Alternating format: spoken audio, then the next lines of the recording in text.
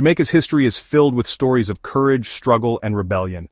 One of the most powerful stories is about a man named Tacky. He was not born into slavery in Jamaica. He came from West Africa, from the Akan people of Ghana, a place known for proud warriors and strong leaders. When Tacky was captured and brought to Jamaica, he lost his freedom, but not his spirit. On the plantations of St. Mary, he was forced to work, but deep inside, he was still a leader. By 1760, the conditions for enslaved people were unbearable.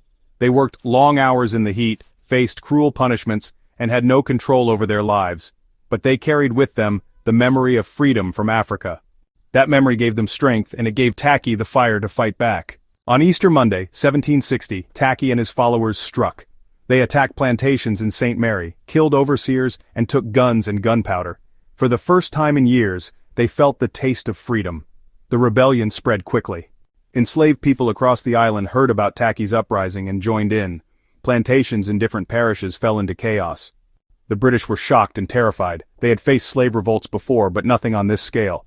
Tacky was more than just a fighter. He was organized, disciplined, and determined. Some accounts say he planned to set up an independent African kingdom in Jamaica. Imagine that, an island within an island, where Africans could live free, away from the chains of slavery. This vision made him dangerous to the British, but it also made him a hero to the enslaved. But there was a problem. Years earlier, the British had signed treaties with the Maroons, the escaped Africans who had fought for their own freedom. One of their leaders, Cudjoe, agreed that the Maroons would help the British put down any future slave rebellions. This meant that when Tacky rose up, the British called on the Maroons to fight against him. It is a painful part of the story. The Maroons, who had once been rebels themselves, were now required to side with the British. While Tacky's followers dreamed of freedom, the Maroons were bound by treaty to crush that dream. Nanny of the Maroons, the legendary woman who had fought the British years before, was no longer leading her people at this time. But her community, along with Cudjoe's, still lived under those treaty terms. The battles were fierce. Tacky's men fought bravely, using their knowledge of the land and their determination for freedom. But the British forces were strong, and with the Maroons on their side, they gained the upper hand. After months of fighting, Tacky was eventually killed. His head was cut off and displayed on a pole as a warning to others who might dare to resist. The rebellion was crushed, but it left a deep mark on Jamaica's history. Over 400 enslaved people were killed during the uprising. Hundreds more were punished in brutal ways. The British thought they had silenced the spirit of rebellion, but they were wrong. Tacky's rebellion inspired future uprisings across the Caribbean. His courage showed that even in the darkest times, enslaved people would not give up the dream of freedom. They were willing to risk everything, even their lives, to break the chains of slavery.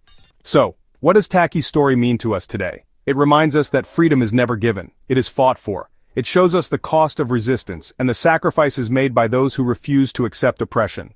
You know, it also reminds us of the complexity of history. Heroes like Nanny and Cudjoe, well, they had their own battles to fight, and their choices sometimes clashed with the dreams of others like Tacky. But together their stories form part of Jamaica's long struggle for independence. When we remember Tacky, we remember a man who rose against impossible odds, a man who refused to be broken, a man who carried the spirit of Africa into the fields of Jamaica and turned that spirit into rebellion. His story still echoes today, not just in Jamaica but around the world. It is the story of resistance. It is the story of courage. And it is the story of the unbreakable human will to be free. So when we speak of Jamaica's past, let us never forget the name of Tacky. He was more than just a rebel. He was a symbol of hope and a spark of freedom that still burns in history. Now let me ask you, what do you think would have happened if Tacky's rebellion had succeeded? Would Jamaica have seen freedom earlier? Or would the British have come down even harder? Share your thoughts in the comments. I'd love to hear what you think. And if you've learned something new from this story, give this video a like. It really helps us out.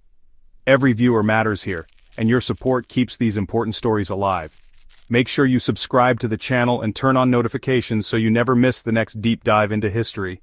Because just like Tacky's story, history is not just about the past. It's about understanding who we are today. Thank you for watching, and remember, every voice, every view, and every story matters.